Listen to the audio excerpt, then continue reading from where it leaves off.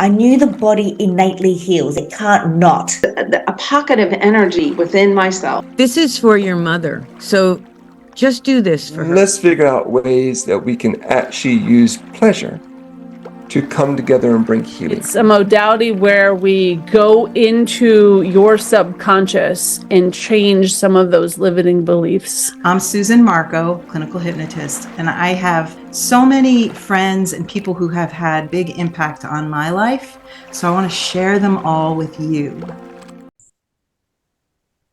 Hi everybody, Susan Marco here with Trance Talks, where I have conversations with practitioners across many different alternative modalities and disciplines. And today, this is take 3. We've been trying to get our computers all right and set up, and I'm so excited right now to be sitting here with Linda Edwards, who she's a master's level RN and a neurofeedback practitioner.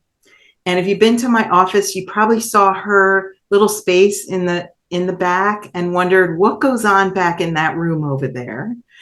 Well, Linda, please share with my listeners and followers, what exactly is neurofeedback? Well, neurofeedback, a lot of people have heard of the term biofeedback. Neurofeedback is biofeedback for the brain. So we're working specifically with the brain waves.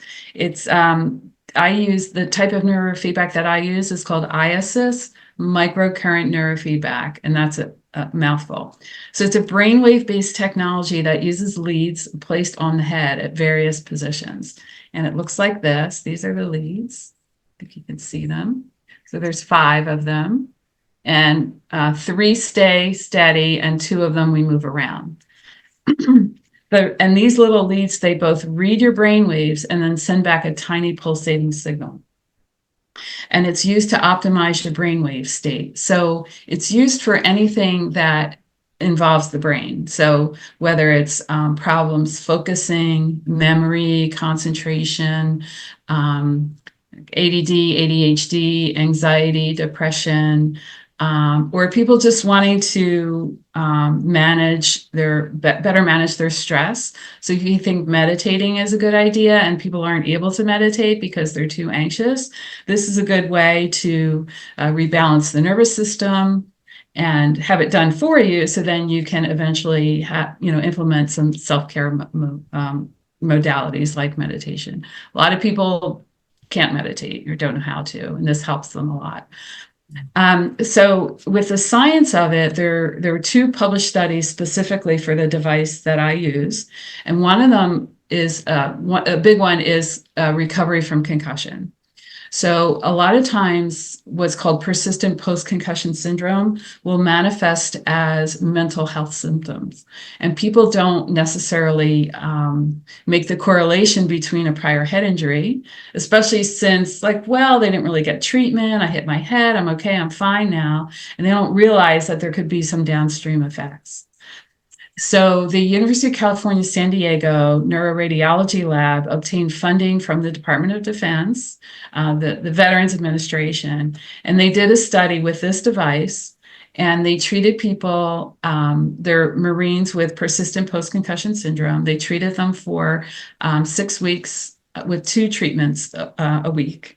And they did, of course, all types of testing and brain imaging before and after the study. And so I'm reading from a poster here that I presented at a brain health conference. So there was a 54% reduction in abnormal brain waves that's documented on sophisticated, what's called MEG brain imaging. And there was a 53% reduction in post-concussion symptoms. So when I read these symptoms, a lot of people are surprised, like, oh, I didn't know concussions could do that. So here they are, improvements in headaches, sleep, anxiety, sensitivity to light and sound. One person stopped smoking, memory, focus, concentration, feelings of frustration, and actually stuttering. So the effects of concussion head injury can be really profound for people. And after just 12 sessions of this, it was really remarkable. So, and then the other study was specifically for anxiety and depression, and that was done at the University of Texas Tyler. And that study used 20 sessions, and they found statistically significant positive changes in the markers for anxiety, both anxiety and depression. Wow. That's amazing. I mean, my experience, because I did do this with Linda, it is very relaxing and with no effort. Mm-hmm. I just sit there, I'm wondering if people are wondering at all, is there any sensation when you put those leads on? Is there any feeling to it? Now, there's a lot of people, you all think of shock therapy, things like that, but it's less energy than holding a cell phone to your head. So no, you don't feel the energy going in, but you can have a feeling of it. For instance, when I do it on myself, I just feel like it's just this big letdown feeling. I treated an Olympic coach, and he said he felt like he had a sock on his head. Like, people have kind of funny reactions to it. But for the most part, no, you're not feeling anything. But we know that it's working because of the sophisticated brain imaging that was done. Mm-hmm. And so what have you found with your clients that you work with specifically, like, I don't know, outstanding outcomes, or what kinds of things what feedback have you gotten I kind of veered off the track of conventional medicine, and not veered off, but just being able to integrate other things. Like, I like to think that I put everything on the table when we're trying to solve problems.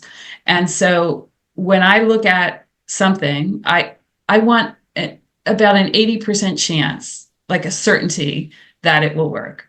And maybe in combination with other things. So that's my personal threshold. So I literally, it's because it's so broad-based, there's so many different benefits that people get. Now, people who have a lot of inflammation in their body, like Lyme, fibromyalgia, things like that, that's really important when we're looking at a team approach. So I've treated people with just really horrendous cases of both mold and Lyme, and we're getting really clarity with the brain. I also worked with Dr. Bredesen, trained physician, and Dr. Bredesen wrote The End of Alzheimer's, that book, and he's probably the most well-known physician to treat Alzheimer's. So I collaborated with her. So we used a combination of things, both all the lifestyle recommendations. We did the microcurrent neurofeedback. She did about 30 sessions. And then she was also using a light helmet. So it's called photobiomodulation when you use light. So with the light helmet every day, twice a week, microcurrent neurofeedback, and then the lifestyle modifications, she improved her cognitive scores by 4 points, which is really, really remarkable, because most people with Alzheimer's just don't improve. And she had documented Alzheimer's from a brain scan at the Amen Clinic. So this was somebody who it was really remarkable to see the improvement on her. Wow, that's exceptional. Mm-hmm. So when you talk about a team approach, I guess it would depend according to, whatever the person's issue is, but how does that play out for you in your practice? Well, the way I see it is, I think people should hire themselves as the CEO of their own health, and then build a team around them. And you may have team members that are active at one time, not active at another time, and you pick and choose who you hire and how they help you. One thing that's very much overlooked is the emotional aspect of illness. That reminds me of a little session that I did with you about aspecting and talking to your illness, and putting yourself on a level playing field, or elevating yourself. And right after you did that with me, I spoke with a man who was just diagnosed with prostate cancer. And I could hear it in his voice. It was like little Pete and big giant cancer. And I think, so those dealing with that, not that I would treat him for his prostate cancer, but I'm just giving an example of of how important that emotional component is. So when I love working with therapists because I know they're taking care of that part. And then now the therapists that I work with, they're all, when they do a health history, they ask about head injuries. And it is remarkable when that health history comes out. And so then I'll treat with, for the head injury, and then they will treat to, to help with, the other situations that they're dealing with. And I like our group here because I feel like everybody is constantly learning, and it's not like you just walk in and you're given tools, and that's what I really like. So we're constantly learning new things, sharing what we learn, sharing our network. So it's easy for somebody to start to build their team, hire, fire if they need to, or just put them on hold because, well, I'm doing something else now. Yeah, I really love that. I love the collaborative idea of that too, because, we are not separate beings. We don't have separate parts of ourselves. Everything works together, or it should work together. Right. And I think, the neurofeedback idea is something that really I hope is, up and coming and becoming more mainstream, because that brain chemistry is so important. The frequencies and vibrations of what's going on in our brain and how that affects us. Yeah. And as you were talking about the guy, or, people with head injury or post-concussion, is there a time frame? Like if somebody had a head injury many years ago, would this still be applicable for them? Absolutely. Yes. Yes. And you can start as soon as you get physician clearance. Just have to make sure there's not an active, bleed in the brain. But it's very, very safe. And so as soon as they're, determined stable, then we can start. And like you said, you can, in fact, because most people don't know about it, most people that I see, they have old injuries. And because they're in therapy, they're trying to figure out, how they can get their life back. And then, then you unveil that history of significant head injuries, or it's somebody who had a very obvious, like in a motor vehicle accident or something like that. Yeah. But the two, there's a network of moms though, the moms now know about, like I've treated a lot of lacrosse players, and they talk to each other. And so now we're getting these youth athletes, and we're getting them seen more quickly. Do you also work with,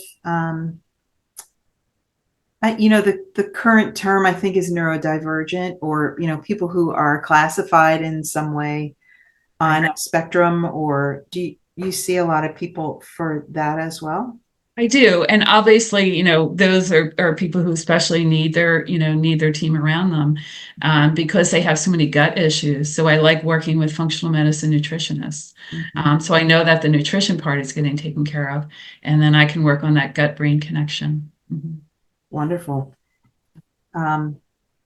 So what's entailed in, like, if I were to enter into a relationship with you, if I hire you to do the neurofeedback for me, like, what's the expectation on your end? What do you need from your clients, patients?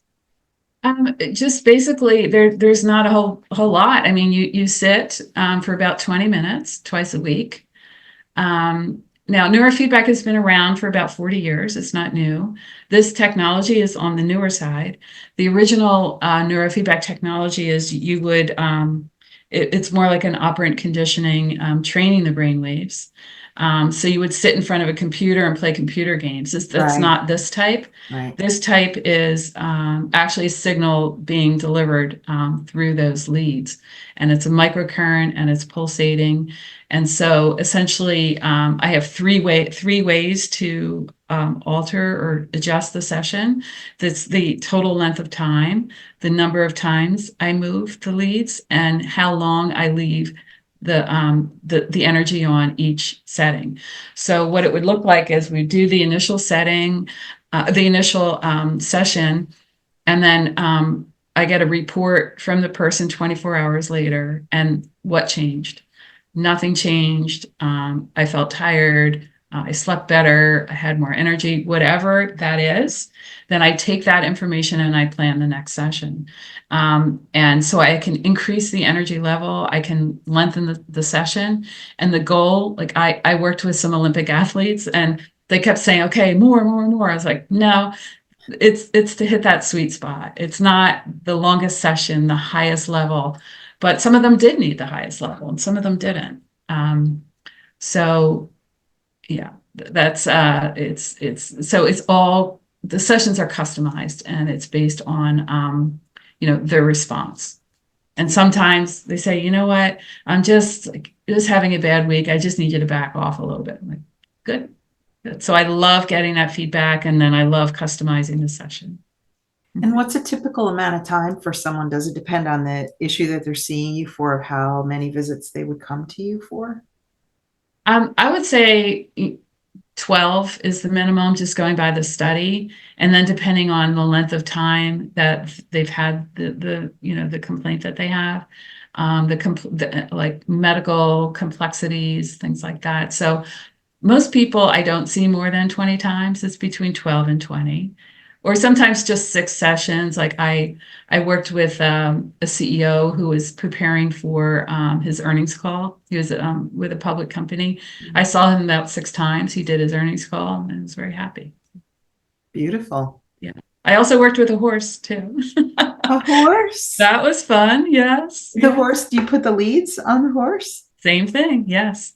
And this is a horse where they couldn't figure out why her nervous system was so on edge. She was thrashing, and then halfway through the session, the sign of a shift on a horse is like mouthy, like chewing with no food. And I took a video. The trainer said, look. And halfway through the session, stopped thrashing and was making all these mouth movements. So that was really fun. I'd like to do more of that, actually. That's cool. Mm-hmm. Can I tell you, people do that too when they get very relaxed. They start to go. For those of you listening, do you ever see somebody sleeping or they're just about to fall asleep and their mouth starts to quiver, or, the bottom lip starts to move a little bit? That's interesting. Yeah. Yeah. Is there anything else that you want our listeners to know about? So you said before, okay, this is coming to mind. You said before it's totally safe. Are there contraindications though? Like, are there times when you wouldn't do this for someone? Really? No. It's more a matter of degree. Like if somebody's really struggling with a lot of inflammation in their bodies, like we start out really, really slow and then work our way up. Some people, like I said, some people need the highest level, like the person with the mold and the Lyme, they needed so much stimulation. And then others, a little bit is just fine. Like it's homeostasis, or hormesis is the word. And we just try to hit that sweet spot. And it's, getting back into the science part of it, there's 3 things that are happening. One is the neuroplasticity, establishing new neural networks. The second is it stimulates the delta wave, and the delta wave is active during sleep. And sleep is when the brain takes out the trash. So it helps with metabolic waste clearance. And then it also helps to rebalance the nervous system. Somebody who's got their foot on the gas, and it helps them to get more into that rest and digest state. Wonderful. It's almost like, to me, probably almost everyone could benefit. Well, it's funny you say that, because anybody who has a brain. So it's funny when we used to go to cocktail parties or something, my husband would say, all right, how many people need it? Or how many people talk to you about it? Like, okay, everybody. Yeah, everybody.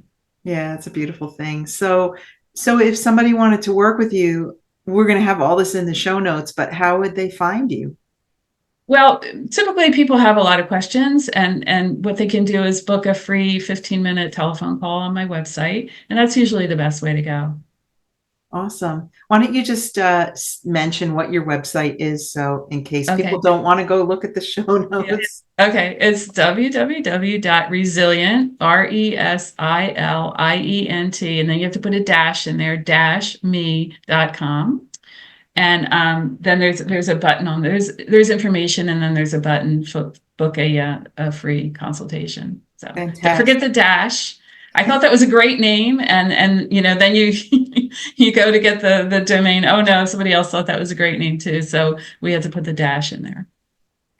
Yeah. Well, I hope that people reach out to you and come and see you, because it really is such a valuable tool for, even at the very least, bettering ourselves, being healthier in our mind and our body. Yeah. And all of It's that. so exciting to see the improvements. It really is, especially in children, when, they have so many challenges anyway, and then to see their grades improve, to see their behavior improve, being happier at home and families happier. It's really, that's why I do it. It's so exciting. Yeah. Well, thank you for all that you do, Linda. And thanks for taking the time to sit and chat with me today about it.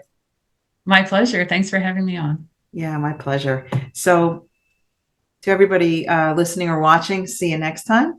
Have a great day.